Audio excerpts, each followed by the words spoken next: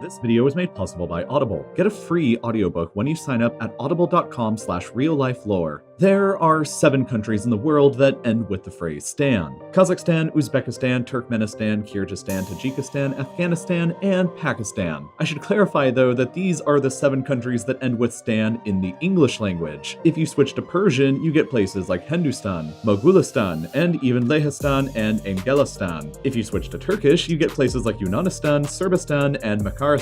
So, depending on the language, there's a lot of places that end in Stan. But for the purpose of this video, we're sticking with English because it's the only language that I know, so we're uniting all of the countries here, and we're just gonna see what happens. So first of all, what do we name the country of 7 Stans? The only logical answer, in my mind, is Stanistan, the land of lands. After unification, it would become immediately apparent that Stanistan would be an abomination that never should have been born. This is an ethnic map of Stanistan that shows you just how horribly convoluted this whole idea would be. You'd have large separated areas of ethnic Russians, Kazakhs, Uzbeks, Turkmens, Kyrgyz, Tajiks, Pashtuns, Punjabis, Sindhis, Balochs, and smaller pockets of many, many more, and many of these groups don't exactly get along well with one another. A civil war was fought in Afghanistan largely between the Pashtuns on one side and the Tajiks and Uzbeks on the other side that killed thousands of people. Kyrgyzstan and Tajikistan have ongoing unsettled border issues. The Kyrgyz and Uzbeks have fought multiple violent conflicts between each other that have also killed thousands of people, and Tajikistan fought a bloody civil war with itself just in the 1990s. Much of the territory that Stanistan would occupy is some of the most politically unstable land in the entire world, not to even mention the fact that the United States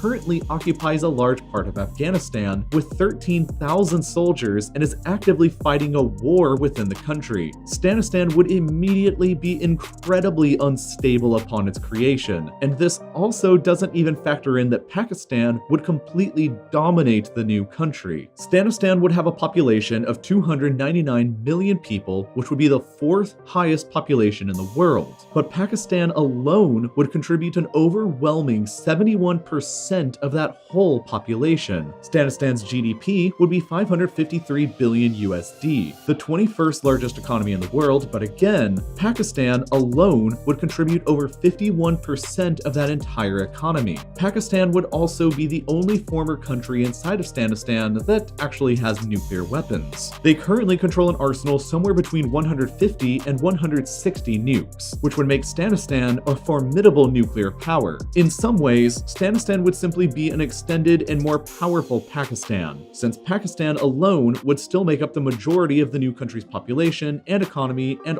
all of the country's nuclear weapons. And fascinatingly, the most dominant city within the new country would by far be Karachi, which is home to nearly 15 million people, the 5th biggest city proper in the entire world. Karachi alone is responsible for 1/3 of Pakistan's tax revenue and 1/5 of Pakistan's GDP. Karachi alone has a bigger economy than Afghanistan, Tajikistan, Kyrgyzstan, and Uzbekistan all combined. A city of 15 million versus 4 countries of 82 million. Stanistan's society would be largely centered around her biggest city, but Karachi is also important because it would by far be Stanistan's biggest port. 95% of Pakistan's foreign trade is handled through the ports of Karachi, which unsurprisingly makes it of critical importance. Because of Pakistan, Stanistan would luckily have ocean access via the Arabian Sea, while also controlling nearly the entire eastern bank of the Caspian Sea, which makes Stanistan one of only 2 countries to have ports on both the Arabian and Caspian Seas. Now, because of Stanistan's strategic location in the center of Asia, the vast majority of overland trade routes between Europe and the Middle East on one side and India and East Asia on the other side would have to pass through the borders of Stanistan. Overland trade routes between Asia and Europe or the Middle East and Asia would either have to pass through Russia or Stanistan. And because of Stanistan's more central location, I suspect that most would opt to go through Stanistan. There are a few geographic advantages that that Stanistan would have,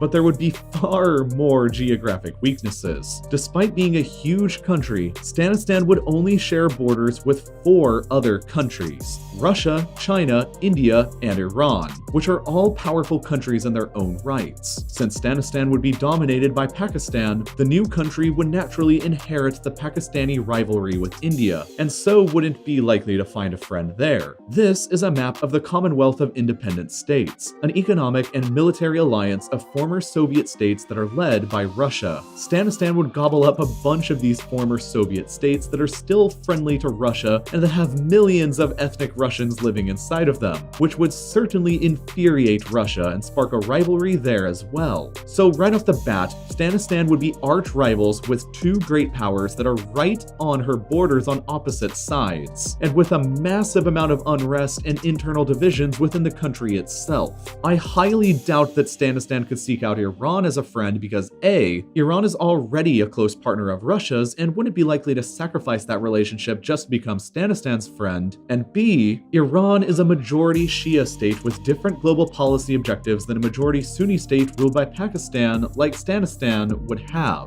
Like I mentioned previously, the United States is actively fighting a war in Afghanistan, so who knows how that might go down if Afghanistan just became a province of Stanistan. Relations with the US would be complicated no matter how that issue gets resolved, so that basically might only leave China as a potential nearby ally for Stanistan to seek out. But who knows if China would agree to that when India and Russia would both already be looking at destroying the new country and would likely both join in on some kind of alliance against them. Any ruler of Stanistan would face enormous external threats from Russia wanting influence in Central Asia back, as well as wanting to protect millions of ethnic Russians living there, and India wanting to remove a more influential and powerful Pakistan as a threat. Stanistan's ruler would also face enormous challenges at home, with a severely divided and disunited population along multiple different ethnic and linguistic groups, many of which would likely immediately seek independence and ask for support from either Russia, India, or both.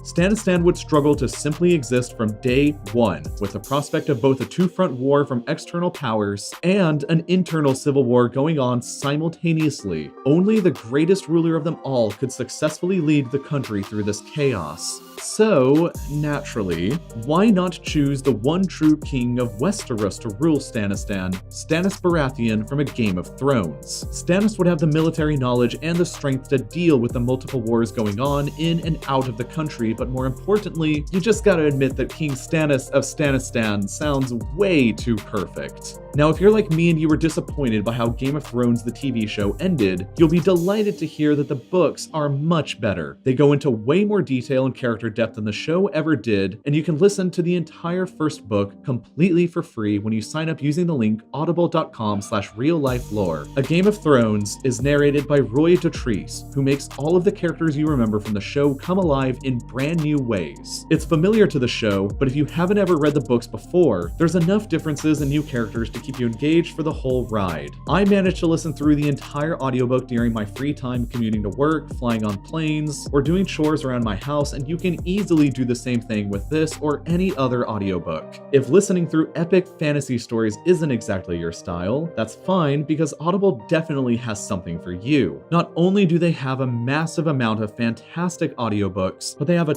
ton of other incredible spoken word content, from podcasts to guided wellness programs to theatrical performances to comedies, plus exclusive Audible originals that you won't be able to get anywhere else. So go ahead and sign up by clicking the link in the description or by going to audible.com/reallifelore or text reallifelore to 500-500 to get a free audiobook of your choice plus 2 free Audible originals. And as always, thank you for watching.